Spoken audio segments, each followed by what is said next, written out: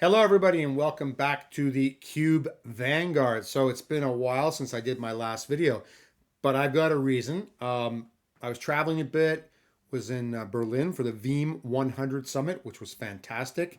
And I got a big surprise today, but I'll come to that in a second. About the Veeam 100 Summit, always fantastic, those summits. You have great technical conversations. During your free time, you can, do the tourist thing. And I was literally out the door every time there was free time, at all times. 4 in the morning, I was down at Checkpoint Charlie, Tier Guard, and I did the max, and it was great, except I did wear out 2 pairs of shoes. But that was fine, right? It's great. And also seeing everybody's always fun, right? All the Veeam legends and Veeam Vanguards. The only thing that was scary during the whole trip was returning, because I normally don't read, the customs things that you get. In fact, now it's all electronic anyways. But I had nothing on the plane, and I had one from somewhere. It was on. I saved it, so I just had to read through it because I put my book in the luggage, which was really dumb. And I've seen all the films, and I started to look, and it was something like $50 you can bring in, or 100 commercial. And the problem was that because I'm a Veeam legend, Veeam Vanguard, and Veeam user group leader, I got 3 boxes of swag. And I started to think to myself, I got the speaker, I got the jackets.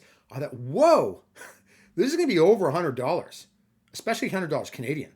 What if they check? And what's the fine? So I was sitting there worrying the whole time. And of course, on top of that, I thought, well, maybe it looks just like normal clothes, and some of the electronic stuff I had in my carry-on, right? We're going to check a carry-on and a laptop.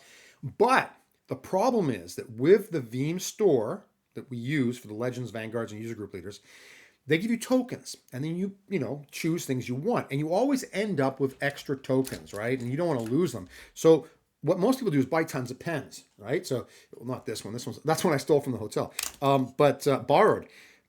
Veeam Legend. I think I got a Vanguard. Oh, user group. I'm sorry. Vanguard pen. So I had a whole bunch of these, and they look like bullets when you think about it, right? So if someone's having a boring day at the scanner thing and they see that, and they go, okay, it's not bullets, great. But then they see Veeam, Veeam, Veeam, Veeam, Veeam, Veeam, right? And they take out a calculator, and I'm in big trouble. So, and this wasn't from this time, but I had other stuff. So I was really nervous. And so I'm walking through customs, and it's like when you go swimming in the ocean.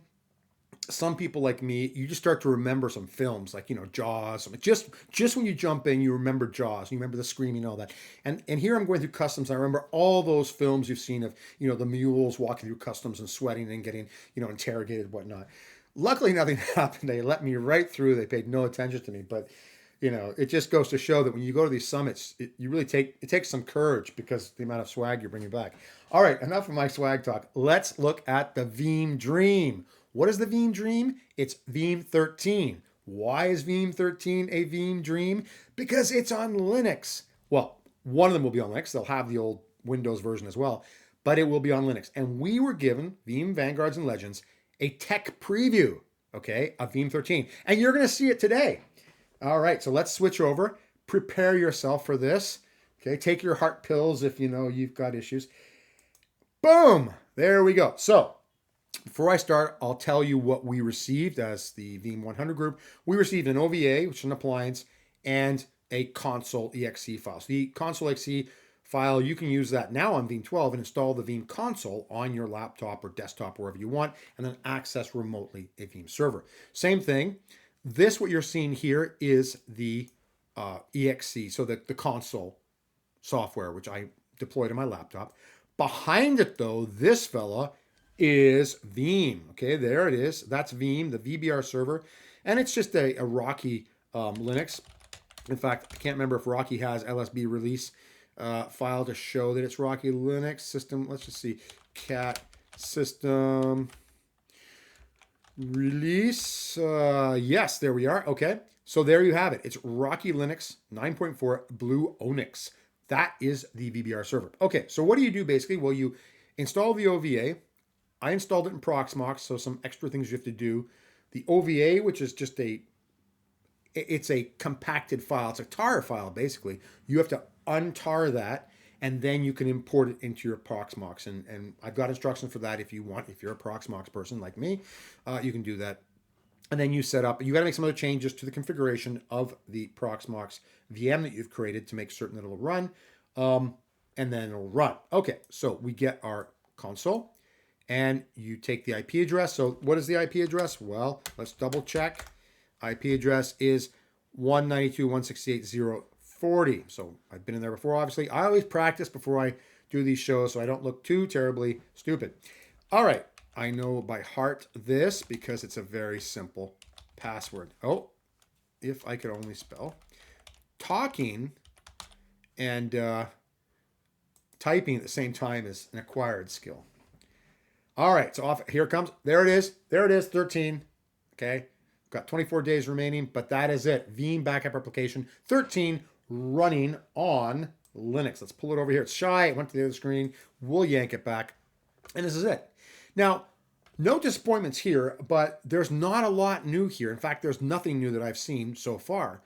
But that shouldn't disappoint you because I would imagine that porting the entire VBR server, or as much as they've been able to, over to Linux from Windows, that would require their entire R&D team, right? Because that's a huge job. So no problems if there's no new bells and whistles. Just having this on Linux is fun enough. And so I haven't done too much with this yet. I created an agent job from a Linux VM on Proxmox, and it failed, but that's okay because I didn't really set it up to be successful. I did the whole VM. I didn't create another repository. I've got the default repository in here. So there's all sorts of things that might be wrong with that backup job. I can always fix it. It's an agent job. I did not add a hypervisor because my hypervisors already are linked to Veeam 12 servers, and I don't want, if you put a new Veeam server, a 13 in there, it'll upgrade all the components. And that's not good for the production servers, my home lab production servers. So I added an agent, basically a Linux Ubuntu, and it worked for a while, then it died. The snapshot's corrupt. So there you go. But that's nothing to do with Veeam 13. Again, this is tech preview, okay? This is even before beta. This is like it's just out of the oven and you're taking a bite. So it's going to be hot. Anyways, but I thought people might want to see it. Again, they've kept everything pretty much the same so far. But I thought I would show it. Okay, so that is fantastic. What other things I've been doing recently? Well, I've been doing a lot of crazy things. I've been playing around with all sorts of virtualization.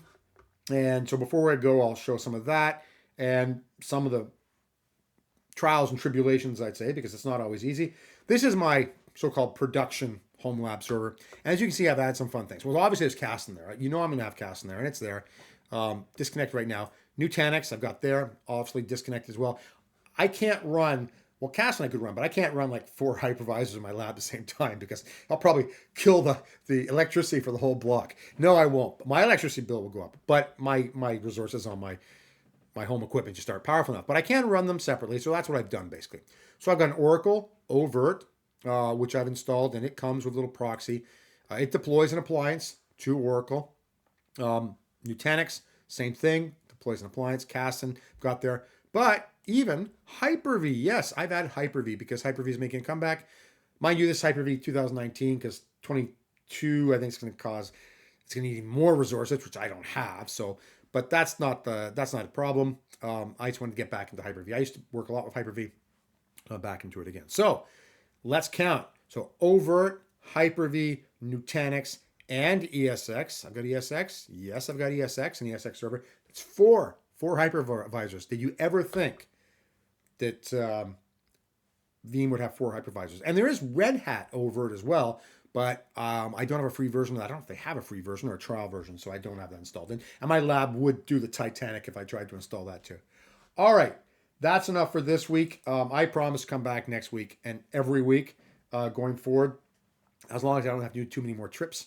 And we will see you next week on theCUBE Vanguard. And congratulations, Veeam, on Veeam 13, the VBR on Linux dream.